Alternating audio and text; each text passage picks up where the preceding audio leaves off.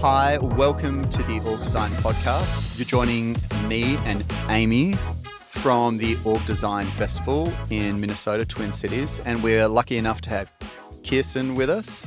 Yes, hi. Great to have you here. Now, the Org Design Festival, just for everyone who's not here, which is most everyone who'll be listening in, is a bunch of expert org designers that are getting together and collaborating, networking, sharing. You can't really go and do a degree in it, but there's a bunch of people that end up becoming really good at it and spending almost their entire career researching, studying, and helping organizations with the discipline around having their structure match their strategy. So it was a pleasure to have you along today. Thanks for having me. Experienced org designer, but you're also working on a new business, which we are going to ask some questions about today. But maybe if we throw to you and have you tell us a little bit about how did you end up being an org designer? Like most everybody else I know in org design, I got here by accident, doing the work without knowing that it had a name. And I came across the org design forum when it was in Chicago, which is where I am from. Came across it and it really resonated with what I did. It just gave a name to all of it. And I went to that conference and never stopped coming, and finally found myself identifying as an org designer and doing very real and deep org design work. Cool. Those early days, were you consulting in those days? Because I know you're working as a part of a boutique consulting firm at the moment. Yes. What was the history in terms of your work life? Did you start in corporate? Were you in small business? Tell us a little bit about the type of work you were doing. I started in healthcare, actually, doing org development and HR consulting internally at an academic hospital in Chicago. So that's where I got my sea legs in this sort of work and did a lot of internal consulting, and then transitioned into external consulting with a company called Palmer Consulting Group. We consult to the construction industry. So I went from healthcare to construction, two very different industries, but I love working in the construction industry now, and being able to bring org design work to that space has been really gratifying. Wow, that's super interesting. So you say it was an accident. There was something that drew you to the work. Can you give us a little bit more about what was it that drew you towards this type of work? Absolutely. Yeah. I think some of it is I'm a systems thinker, but I'm also very people oriented. I'm an extrovert. I love being with people. I love people dynamics, even just people watching. So this was a world that combined those two things and really helped me understand the connection between the systems that we operate in and the human behaviors that influence those systems, and vice versa. To be able to, again, put a name to all of that work and find a process and a rhythm to help leaders really bring their organizations to life in the way they want to is just very gratifying. And I feel grateful to have landed in the field. So, yeah. Maybe leaning a little bit into the organization you work with now, we have a lot of people that listen to the podcast that are leaders in an organization. They've got a problem or issues that they're seeing, and they're searching for solutions to those issues. Tell me a little bit about the types of customers you would work with right now. How long's the engagement? What does it look like to get an expert in to come and help in construction? Sure. Yeah. So I think part of it is really what problem they're trying to solve and being willing to take the time to diagnose it. Chris Worley talked about that a little bit this morning in his keynote. And I think that's a big part of the process, is really learning the organization. And I think some leaders frown on that from consultants because they don't want to pay the consultant to learn their business. But when you have somebody come in with a completely different lens, they're learning about your business, but so are you. They're uncovering patterns and trends and behaviors that maybe you don't see because you're surrounded by it every day. So taking that diagnostic time to figure out like what's hiding underneath the surface that needs to be solved for, and then taking a systems thinking approach and saying, okay, what are the systems and behaviors that are at play here that we have some control over that we can use as levers for change, and really start driving the results that you're looking for. Before we jump into maybe what those leaders could be feeling or experiencing, that they need someone like you to come along. I think some of it is about change, right? They know that they're facing a need for change and they're not equipped for it, or they're designed to operate in an old way and that old way isn't working anymore. So they might be seeing dips in metrics, or maybe they've been trying to move the needle on a certain metric that no matter what they do, they just can't seem to move the needle. Maybe it's not declining, but it's not budging. So that's usually an indication that there might be some need for org design. If there's role conflict, right? If people are stepping on each other's toes or nobody's picking up the accountability for anything because they're all pointing fingers at who's responsible. Yeah, when everyone points at everyone, when you ask who's accountable for this, that's probably a problem. That's an org design problem. Yep. So those are some of the things that I think they're probably struggling with that indicate to us that, hey, this might be an org design issue. And look, just for people who are looking for a boutique consulting firm and they're in construction, how do they know they're a right fit for your organization? Sure. We really pride ourselves on the relationships that we have with our clients. None of our people came from consulting firms. They all came from the construction industry. And out on that, I'm the only one who didn't originally come from construction. Everyone else has been in the shoes of a project manager out in the field or a project accountant or maybe even in a leadership role. So we really understand that industry and the day-to-day operations that it takes to keep it running smoothly. We look for leaders and organizations who are really interested in the people and really truly value their people as an asset. It's something that I think every industry says. I think the construction industry does a particularly good job of living that. They have to focus on the safety and well-being of their people. They know that the relationships that their project managers have with designers and architects are incredibly important. They already inherently do a great job of focusing on people. So it's easy for us to find those matches. But as long as they have a lot of those same values. Based in the US, or do you work with Yes. construction? Yep. There's a lot of construction going on in all parts of the world. So I know, predominantly I know. US. Okay, so that's just helpful. Impressed because I find it one of the most overwhelming industries. The kinds of projects and the risk, not only safety, but people's livelihoods. And Absolutely. It's amazing. And the cyclical Yeah. nature of it, 'cause very Yeah. big, like projects rolling over and over. So just even stacking those things together and balancing, you can't materialize an entire Right. It's team from nowhere when so you're much complexity. Yeah. It's a ripe environment for org design. Well- So many relationships at play in any given day on any given project site, let alone company-wide or industry-wide. It just grows Well, exponentially. maybe before we pivot to the advice you'd give someone when they're looking at their organization saying, I think I've got an org design problem, we love asking the question, what is the craziest thing you've seen go wrong where you've walked in and seen, or like another way of asking that, when an organization is not designed well or intentionally and has some kind of chaotic, funny, or disastrous impact. I think it's interesting to see how bad it gets if you do not focus on any kind of org design discipline, even if it's informal within the org. Yeah. So I'm not sure if it's the craziest, but I think one of the things that we see is a proliferation of C-suite roles. And I think construction in particular is in an interesting spot because they are dealing with not only construction technology out in the field, but also their own tech stacks in the business side of things. What's their ERP? What are they doing with finances? And so I think there's this proliferation of, do we need a digital person and do we need a CDO and a CIO and information data? Like, where do all of those folks live? And do we just have a title for every one of those? And when that starts to grow too big without enough consideration of, hey, what's our strategy and what do we need to do really well versus what can we outsource or have done for us? When those questions get missed and they just keep adding on roles, it gets very messy and very complex very quickly. And what does that mess look like? Is that where you settle? Everyone's pointing to everyone. You end up with every management meeting being actually a screaming match at each other. Yeah, and either everyone owns everything or no one owns anything. And you're left with this kind of mess sitting in the middle of the room and everybody staring at it going, it's not my job. Yeah. Or they're playing tug of war with things like their data or their money, which is not something you want your leaders playing tug of war with. You want some clear ownership and role leadership. And yeah. All right, changing gears a little bit.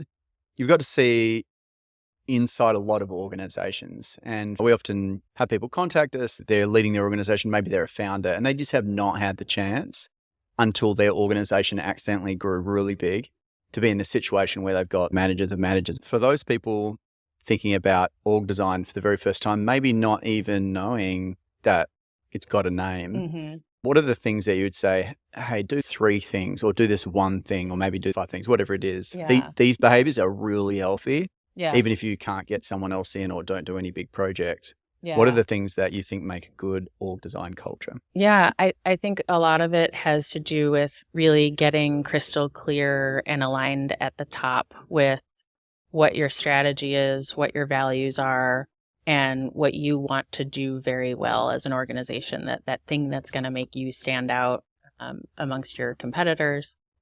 If you can get really clear on that, then you can really design for it. And I think a lot of leaders do org design without knowing that they're doing it. Anytime you make a decision about a role that needs to exist or a role that doesn't need to exist anymore, that's an org design decision. Anytime you make a decision about a particular piece of technology or software that you're going to integrate or get rid of, that's an org design decision.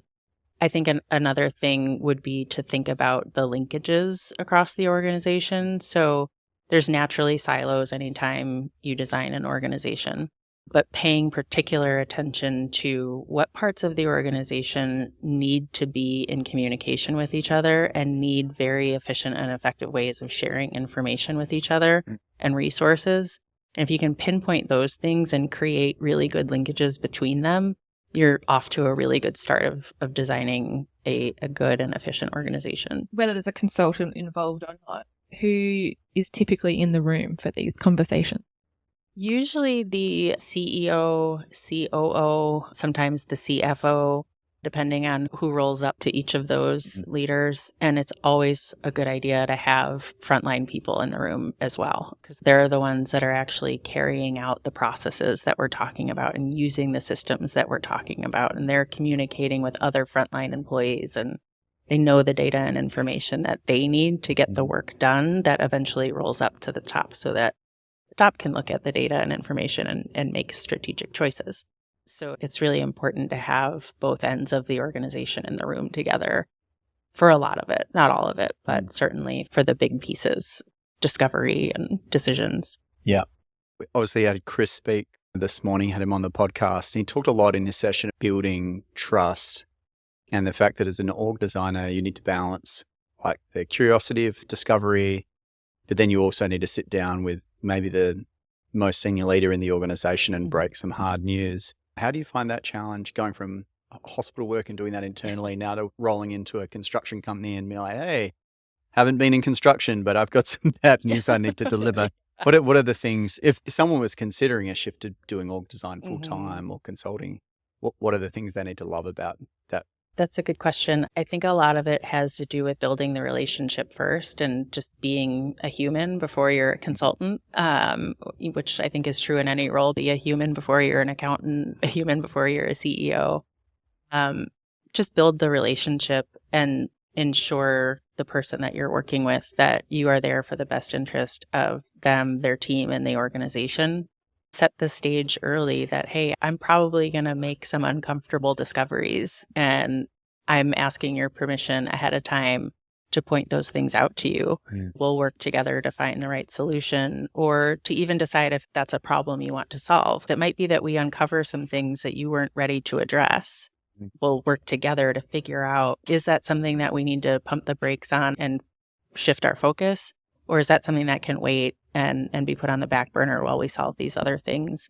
And I think if you set that expectation early along with the trust building, then they're not floored or taken aback when you do make that discovery and you have to say those hard things. One of the things that has been discussed a lot in every industry around the world at the moment is AI or large language models and what that's doing to the nature work or what it might do to the nature work. And we've got a lot of people speaking at ODF on that topic. What are you seeing in the industry as you work? Is there something you're particularly worried or cautious about? What do you think the impact is having? And what do you think is going to happen in the next couple of years in the work you do? Yeah. So I think there's two sides of that for me in the seats that I sit in.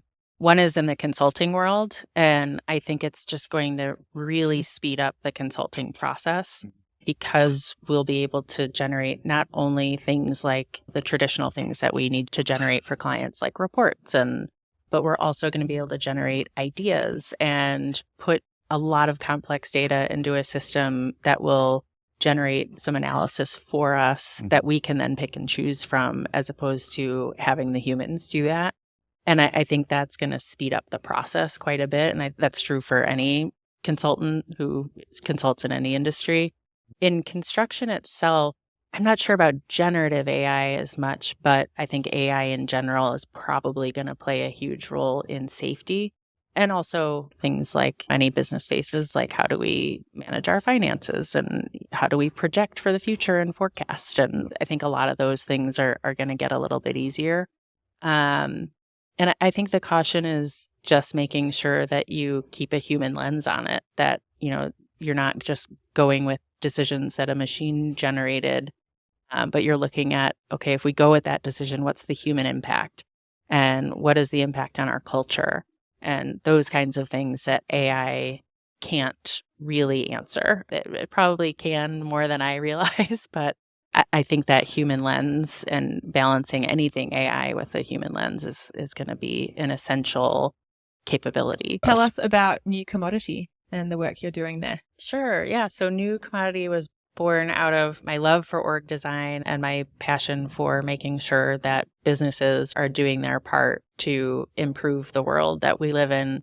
And I really wanted to, and this probably comes from my construction background now, I really wanted to come at it from a practical standpoint. I didn't want it to be this kind of ethereal thing. And I think that's what a lot of leaders in general struggle with is, well, I can't think about positive impact right now. I've got, my bottom line to worry about. I've got, the X, Y, and Z projects happening at the same time that I need to stay focused on. But there are so many practical applications and ways that being impact driven can drive the value of your business. And I really wanted to make that clear and easy for leaders to address. So I started building models and some concepts and even some archetypes to help leaders get focused on, I don't have to solve all of the world's problems, but based on who we are as a company and what we do and the resources we have, what material impact can we have on the world? And so those models and archetypes are designed to help them just get focused and start somewhere. So my philosophy is if you can just start, you're already on a great path. And if you succeed in that one thing that you were trying to have a positive impact in, you can always expand the scope of your impact and get to that place of changing the world.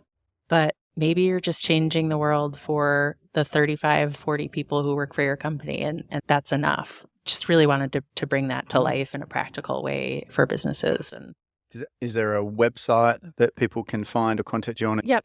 So I'm on LinkedIn. There's also new-commodity.com. So that talks a little bit about our philosophy. That sounds amazing. I feel like so much of our conversation today in the conference is about how much is going on and how quickly it's changing. Yeah. So I think helping people find some clarity and just be so powerful.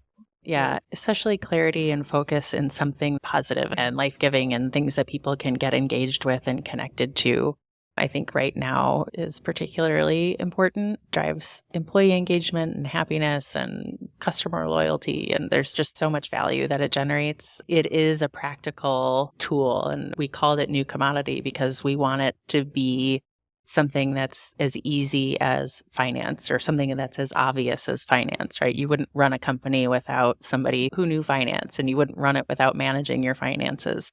We would love to see the world get to a place where you wouldn't run a business without thinking about and managing the impact that you're having. So eventually we'd like it to be a commodity, and if that means we go out of business, hopefully it means we go out of business for all the right reasons. Kiersten, thank you so much for joining us on the Org Design podcast. It's great to see you again at the Org Design Festival, ODF, here in Twin Cities. Amy Springer, thank you so much for flying across the world and joining us live from the conference. Great to have you all here, and we'll see you all again soon. Thanks for having me. Thanks, Kiersten.